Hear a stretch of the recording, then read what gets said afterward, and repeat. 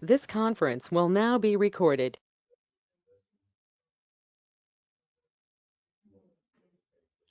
Can you send a message saying we don't have quorum, but we're going to do some updates? You can just do it to everyone. Time is 9:03, and at this time, currently, we have enough members here present to have a quorum. So I think today, unless subjects do come, and we can adjourn the quorum and start. But I think just to make this as productive as possible, members can ask some updates, and I'll let Mr. Nelson do those. Okay. Thank you. I was going to just talk to Sam that, I've been looking at the information. I have some information I want to share. If I miss anything, Sam can always hop in and steal the microphone from me. I'm happy to share. What will come before the board in the next meeting, of course, will be to approve the minutes from the last meeting. In going through the minutes, I've noticed there's some revisions that need to be made, so we'll need to make those. And they're with the actual membership roster. Of course, they show Scott Edmondson as chair. Congratulations. But we also need to make sure that everybody's slot is filled out. It's supposed to be, we currently don't have one person listed for the counties. I believe Mr. Edmondson is still in the San Saba County slot. So we need to work through some of those, get cleaner and more accurate information for that part of the minutes. The rest of the minutes, I don't think there were any issues with. I think we had some concern that maybe some of them didn't print right. So you saw something that looked off before that, just let us know. And of course, all of this information will be sent out prior to the next board meeting, which is scheduled to be July 3rd, but that will need to be moved because it's right next to all. Other items for this, of course, we received many applications. We've received 10 applications so far for Leadership Central Texas. The board was supposed to take action today to approve those because the board can take action. What I'm intending to do, provided that somebody doesn't get very angry, is we'll go through and staff will approve everything, submit responses to everybody that submitted an application, so we can keep the ball rolling. Because that first class is in June. Yep. So yeah, we don't want to miss it. And then there will also, I'm sure we always have a couple stragglers that come in.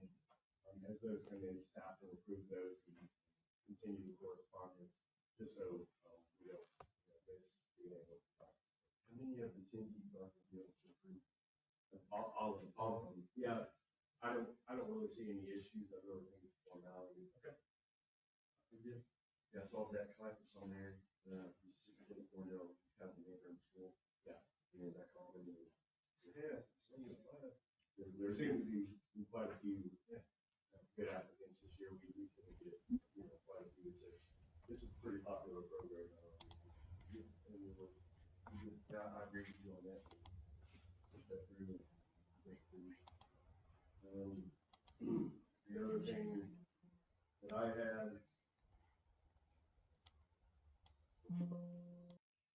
I'll let Sam kind of speak to the fair housing presentation, and then we'll go kind of slide into the rest of the agenda, just to provide updates on those items. Sam, take it over. Thank you. So for the fair housing presentation discussion, just as a bit of background, is contracted with the Texas Department of Agriculture for their Community Economic Development Fund grant by technology. We program dissemination steps into the outreach and fair housing events. So question for the fair housing requirements for Texas CEDS grant recipients include communities, further EDA, and Texas Department of Housing and fair housing efforts. It's all included in the fair housing flyer. And more recently, the resolutions have also been forwarded to the executive committee on the 27th of March to formally recognize April as Fair Housing Month. And as part of the package, you will see the presentation for the fair housing in our region. And so basically, we talk about the fair housing act, how it all started, and just basically to protect the rights to rent or buy apartments, homes, and mortgages free from discrimination. And also in terms of how the Texas Department of Agriculture, in conjunction with the Texas Department of Housing and Community Affairs, and together to promote fair housing within the Texas Central Texas region. And in terms of how communities can further fair housing in the region. So, you can carry out community-wide housing analysis just to kind of find out what the situation is, the current situation is in terms of housing, the rental market, the and property. And cities can also pass a fair housing ordinance with penalty clause and publicize it just so people are aware of what it entails. And counties may adopt different fair housing policies and procedures, just kind of equivalent to the fair housing ordinance, and sponsor or fund fair housing counseling services for owners and renters. And also, as part of the effort to promote fair housing, and designate April or any other month that they feel works best as a fair housing by proclamation, along with another sponsoring activity. And just kind of touch base on how communities can kind of further fair housing in the region in order to promote housing opportunities outside historically minority or low and moderate income neighborhoods, utilizing local businesses and banking institutions to promote fair housing by displaying fair housing posters and flyers, and the retraining workshops on fair housing laws, just so the home buyers, rental property owners, and tenants, they're aware of their rights. And we have also included the most recent flyer that we received from Texas Department of Housing and Community Affairs. So, flag can also be utilized. We have also developed a toolkit, housing toolkit on our website, and has been uploaded. So, any of the organizations can go and check it out and see how they can utilize it. And in terms of I'm sure we're going to have a discussion today, but just to kind of talk about what measures the members have kind of implemented in their areas, and which one out of the let's say promoting housing opportunities have been carried out or implemented or would be interested in and implementing in the future, and what kind of barriers do we see currently in the market or in the region that kind of impedes fair housing. So I'm not sure if we want to discuss this or just talk about any initiatives that y'all region might be kind of working on, taking the lead on, or anything. I think if you want to discuss this, the set stuff, that's fine. I have to wait for just a second. I'll be back anytime. But yeah, if you want to discuss this, we actually, for the fair housing, we share this information also with the Connected Dots event with the aging staff and with our City Hub housing program. But if there are any other opportunities, feel free to share that with Sam. I'd kind of like it for us to be able to share additional information at the July meeting if we have that on.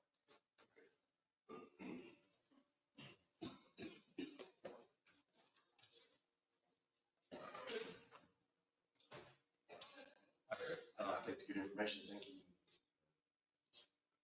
don't know if we push this out to our communities, to our city municipalities, they share the information out that way, or how we don't help what the plan was for them. So I think it would be a good point to kind of share this information with the communities and kind of see and get their feedback on how they're kind of implementing housing, fair housing. I think try speaking up just a little bit. I think people are having a hard time hearing online. Sorry. Yeah, so in terms of kind of promoting fair housing within the region, I think we can kind of encourage communities by sharing this information and just asking for their feedback on how they're implementing or their ideas on how we can better promote this within the region. I think that could be a good start. And yeah, if you all have any other ideas that maybe we can utilize and look at. And maybe get with each city, community, and maybe having their city councils, maybe just be an information on their agenda, and then, promoting April is the month for housing. Just stuff like that might help out, and maybe getting it on the website. Right. And that way people can have easy access to it. Okay. Yeah. Just like that, maybe. Right. Okay. Thank you.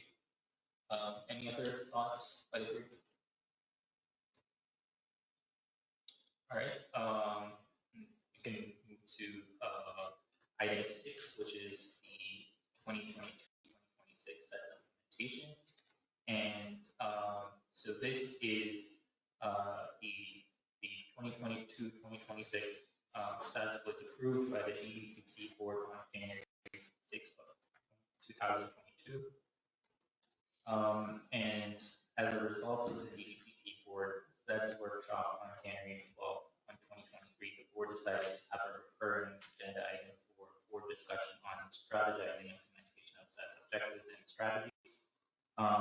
So for this, I know every board, DBCT board meeting, we go over a specific CEDS agenda, objective, and for this DBCT board meeting, our focus will be on the objective, which is to develop a strong regionally based business marketing effort. And currently we have 4 strategies under this objective. The first objective is to develop a regional brand and marketing plan, unifying business attraction, messaging effort, and showcasing Central Texas as the hub of the major Texas metros. Diversity of communities and people, including lower density rural living options, I-14 improvements, expansion, and historical heritage tourism. So this is currently, we are discussing how we can implement this or strategies and how we can kind of take this further. So this is a work in progress.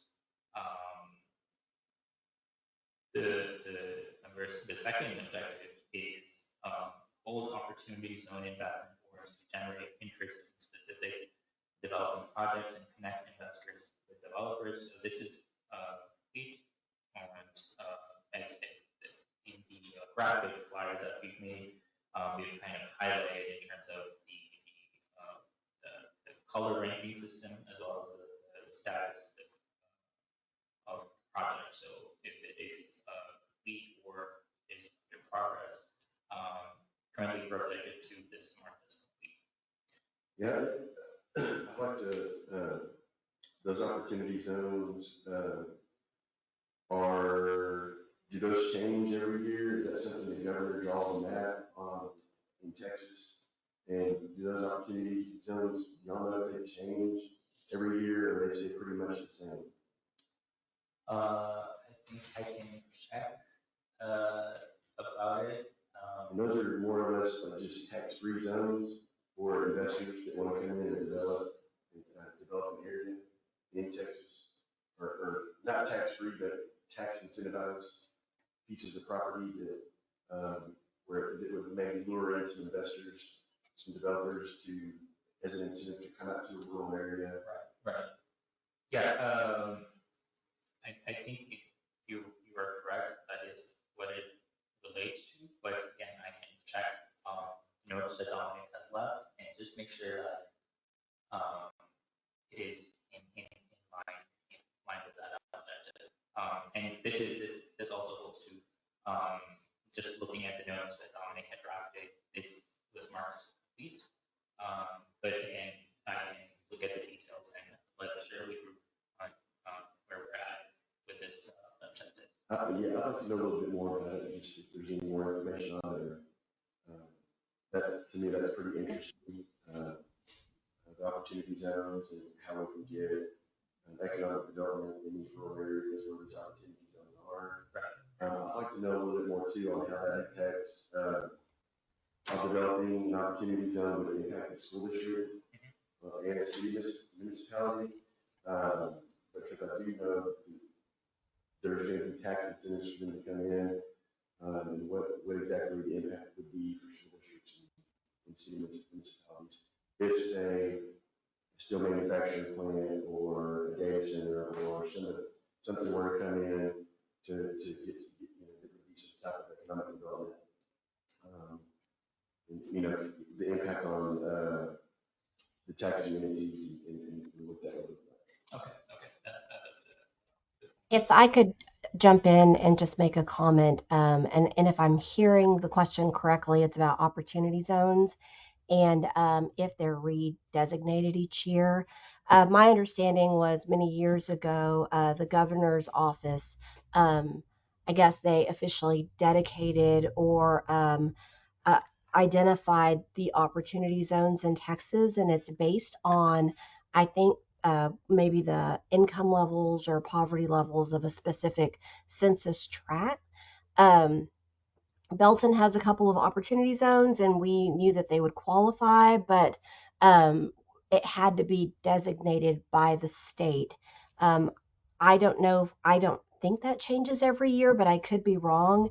And the benefit of having an opportunity zone is if an investor or someone comes in and invests in an opportunity zone, the benefit to them is that it defers their taxes on capital gains for that investment that I guess they're able to defer capital gains because they've made an investment in an opportunity zone. So it's a tool to help areas that need support to entice people to invest in those areas.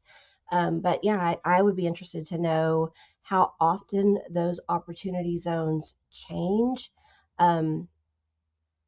We have one opportunity zone project in Belton, and it was not something that we were necessarily involved in other than just promoting the opportunity zone, but the investor worked with their CPA to ensure that they were getting the benefits of the opportunity zone. So for what that's worth, I thought I'd share my 2 cents. Not around Bartlett and Granger, I know there's a lot of opportunity zones over there.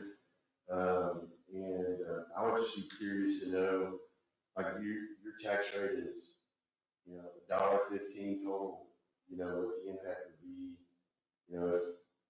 let's say you're bringing in a project and it's going to increase your values 500 million, what would be the impact on that $1.16? Would you fully realize the $1.16 on the taxable value, or would it be 80% decrease? Would you only see 20%? That would be, those are some of the questions that I would have. Versus like that steel manufacturing plant or the data center or whatever it may be coming in on regular land that's not in the opportunity zone, what the difference would be. I just don't know. I don't know enough about it. Right. Another feedback from the group on this objective. All right. I'll move on to objective strategy 3, which is develop a regionally based tourism marketing effort promoting area destinations, downtowns, and outdoor assets. This is also marked complete, and this is directly linked to the DECT, the discover Central Texas website, and all of the promotional activity or the flyers that we create for the Facebook posts in order to share the events that are taking place within the region. And also, we kind of encourage all of the communities within the Central Texas region to just kind of share their events and upload any details to the Discover Central Texas website, just so everyone has like insight into what's going on, and we can kind of promote tourism within the region. And yeah, any comments or advice on further improving this would be welcome. So any advice from the group? I saw a really cool AI generated video the other day. And I can't remember what platform it was on, but basically within a minute or 30 seconds or however long, it created a video for Bartlett ISD webinar. Now, this was just us just messing with it, but it wasn't our school, it wasn't our kids, it wasn't our new town, but it plugged into things that we wanted to talk about. And it was a great video. Now, I think there's an easy way to take a video of your school, take a video of your town, take a video of your downtown, things like that, and it put together within 30 seconds to a minute a great 30-second video promoting why I come to Bartlett, why I come to Bartlett ISD.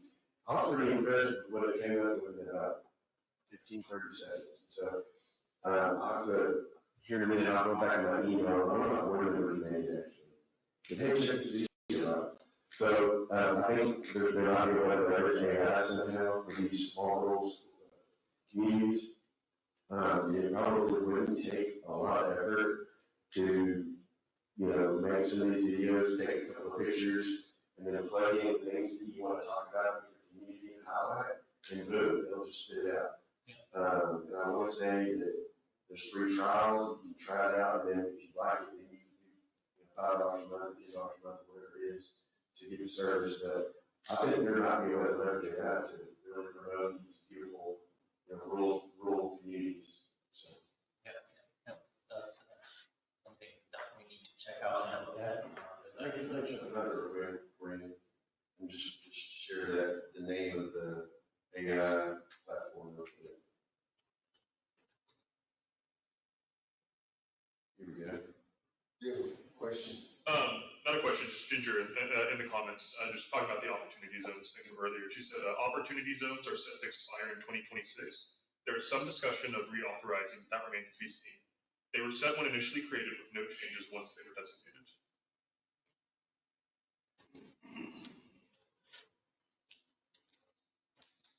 Okay, I want to say this is called InVideo. So just all one word, INVIDEO, InVideo, and then capital A, capital I.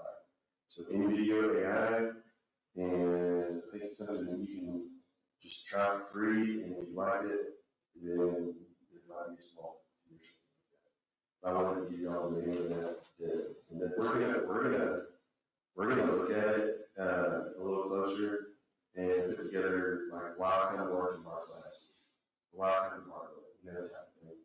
And I may be able to make a video and share it with y'all and let y'all see it. It's pretty cool.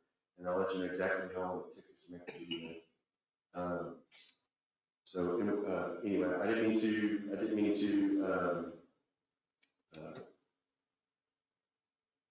not hear what you were saying about the opportunity zone. What was that again? Oh, sorry.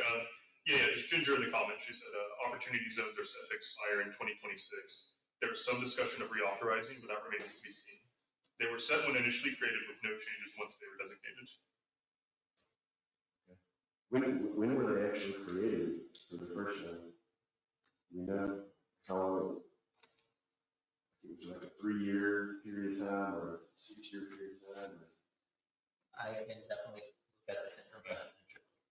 Okay.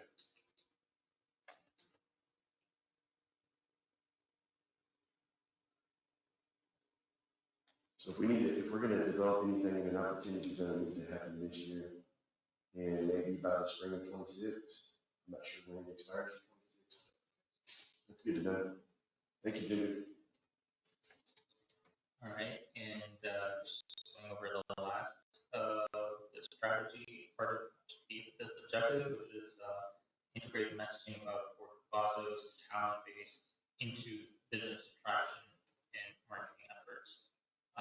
So this is again an item that we are discussing internally and how to promote and kind of get out there or kind of how we kind of work this in within our strategies to kind of complete this. So any ideas of the group are welcome, just so we can start bringing this together as well. Do you think if, since this is part of our CEDS, that it would be beneficial to have somebody from the Fort Cavazos transition team present at maybe the next meeting, to kind of share some of that information they may have? I think that'd be great. Put together already. We can definitely make the ask and see if somebody can come out and speak to that. It's a good idea. How to keep the talent that Fort Cavazos has here locally.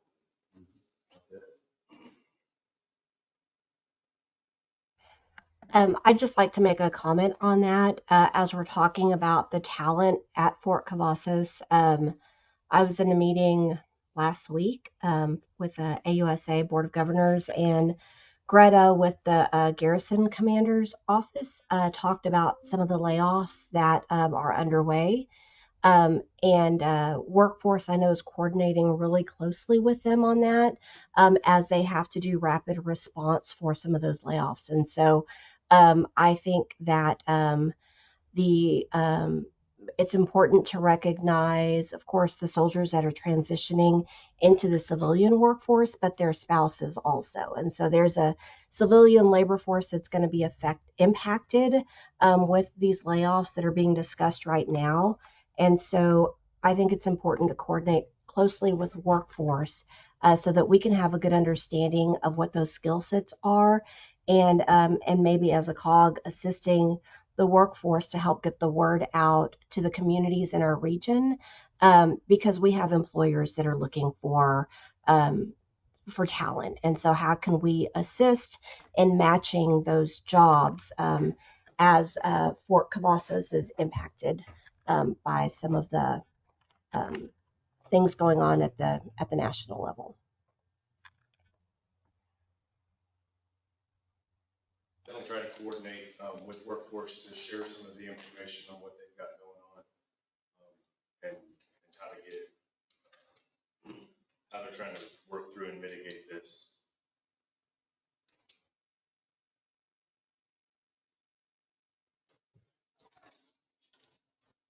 All right, thank you. Moving on to item 7, which is the regional broadband initiative, and I'm just going to go over some quick updates for this one. So, in terms of major highlights, the BDO is accepting pre-registration for the broadband equity access and deployment program subgrantee selection process. The pre-registration period will be open through Friday, April 4th, and interested city officials can pre-register for the Texas BEAD program in the link that is provided as part of your packets. The BDO hosts local government and community roundtables virtually on the first Thursday of each month at 10 a.m. And again, the event link is shared as part of the meeting packet. The Broadband Development Office has awarded $9.8 million in grant funds to 8 applicants in 121 counties as part of the second round of the Texas Broadband Pole Replacement Program. And in early March, the BDO decided to pause all grants and contracts related to the state's $55.6 million allocation from the federal state digital equity capacity grant program. And March 20 is the responses to the BEAD project area unit subdivision request for information. That's it for the updates on regional broadband initiatives. Any questions, any comments?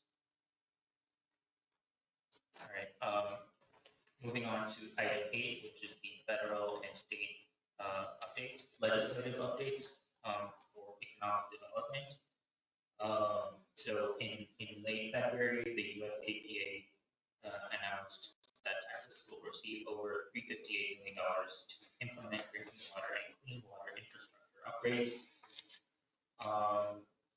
As part of the bills, SB 2591, economically distressed areas account, provide that the Texas Water Development Board shall use the economically distressed areas account to provide financial assistance to political subdivisions for the construction, acquisition, or improvement of water supply and sewer services, including providing funds from the account for, among other things, costs associated with platting or replatting an area in preparation for connecting the area to public water supply.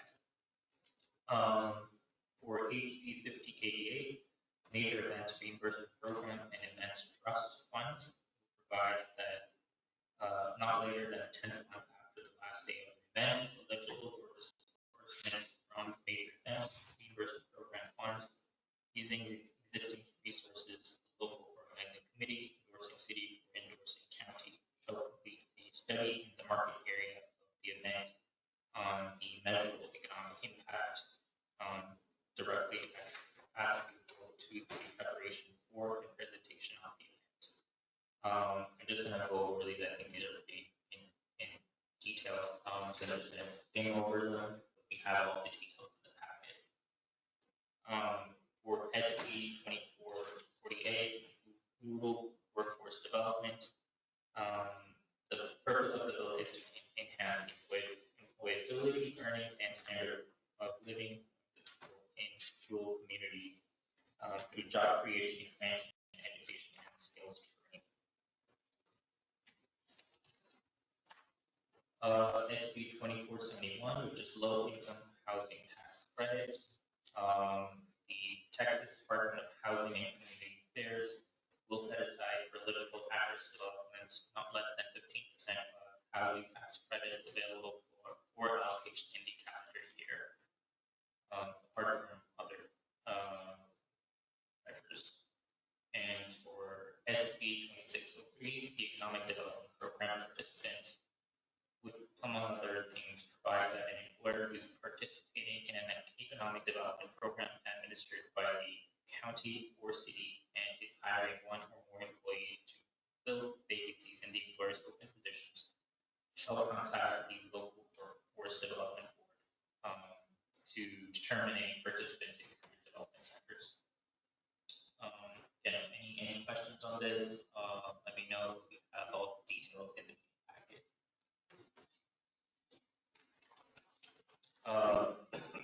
Moving on to item 9, which is the staff updates. So in terms of the EDA planning grant update, we're keeping up to date with the reporting for the EDA planning grant, and currently we're also working on the report that is due. So we will be working with EDA just to kind of make sure that we're following deadlines and making everything is completed on time. In terms of the CITCOC activities, the circuit breaker program, which began in October 2024, staff have met with 4 municipalities, Hamilton, Evans, Mullen, and Goldthwaite, and we are coordinating future visits with the remaining municipalities in the 7-county region. We have also created a housing toolkit, local government emergency management toolkit, and small business disaster preparedness guide for local governments, and currently we are working on comprehensive planning, zoning, and economic development toolkits, all of which will be added to the DDCT website. In terms of grant management and technical assistance, so I believe it was Monday, we submitted the application for the Tex CDBG Community Development Fund for City of Hamilton. And we are working on the phase 1 community application for the City of Belton. For the City of Cameron, EDA grant administration is in closing. For the City of Cameron financial year 2025 raise grant application, we are working on that. The EDA planning and local technical assistance program application is also we are working on that as well.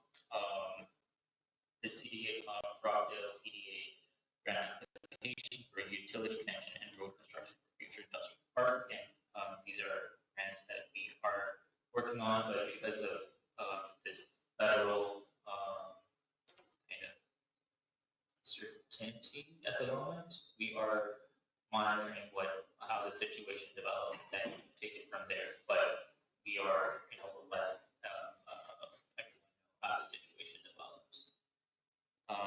And currently we are administrating the Rockdale ISD EDA grant for College and Career Academy. So currently we're completing the bid review checklist for opening up this to procure contractor. In terms of the economic quarter 1 2025 snapshot, just going over a few of the main highlights because I just shared the separate larger snapshot with the packet. So as part of 2024, the region's population has increased by 9.8% since 2029, growing by 49,652. And as of 2022, 3,634 people have migrated from Williamson County to 7 Texas counties. But at the same year, 1,991 people have left 7 Texas counties as well, migrating to from 2019 to 2024, jobs have increased by 4.8% in 7 Texas counties, from 207.25 to 217.08. And this change has outpaced the national growth rate of 3.9% by 0.9%. In terms of educational attainment, 16.8% of the selected region's residents possess a bachelor's degree, which is 4.6% below the national average. In 2023, there were 5,224 graduates in 7 Texas counties, and this has shrunk by 20% over the last 5 years. And in terms of the top 3 industries, we have in 2024 we have federal government, military, education, and hospitals, and restaurants, among other places. And that's it from staff updates. So before we switch from staff updates, just so everybody, everybody's aware, we lost Dominique. He went on to bigger and better things. I'd like to thank Sam for his work as he's been trying to fill the gap. Sam and David have worked to get the meeting packet and information available for everybody. So if you have any questions about any of the information we shared, please feel free to reach out. I do anticipate by the next meeting, we'll probably have somebody else that will be actually dedicated to the DDCT program. We're going through that process this week to get somebody on board to fill those positions. But I would like to thank Sam and David and Callie and the rest of the team for stepping up to fill in where the gap was made when Dominique departed. Other than that, we are, like Sam said, we're continuing to monitor all the federal legislation that may impact our programs. The biggest thing so far is, and I don't know if any of you were awarded FY25 earmark funding for anything through congressional appropriation that was canceled. That information was released, I think, mid-March. The other thing we're still waiting on, Ginger, correct me if I'm wrong, is we haven't heard yet one way or the other on the FY 2025 raise application or grant that the city of Cameron was awarded. But because it is a discretionary pot of money, it's going through additional review processes, and we're kind of stuck in a holding pattern. That's correct. That's correct, Your Honor. And with that, I don't have any additional staff updates unless there are any questions. All right.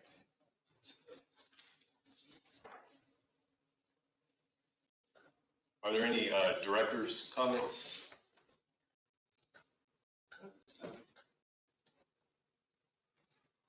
Any comments from anybody online?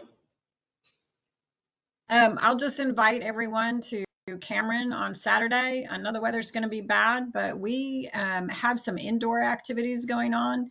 We have our Spring Festival and Artisans Fair that's going to be inside. We're blessed to have a big building downtown that recently was vacated, so we get to move our festival inside, and that is in conjunction with a miniature railroad swap meet that our Milam County Railroad Museum is hosting at Amos Square downtown. So if you're looking for something to do, family, shopping, kids, come to Cameron Saturday, 10 to 3.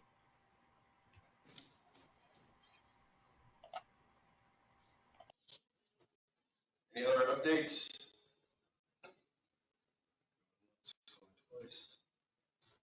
All right, thank you. So the next meeting date is currently scheduled for Thursday, July 3rd.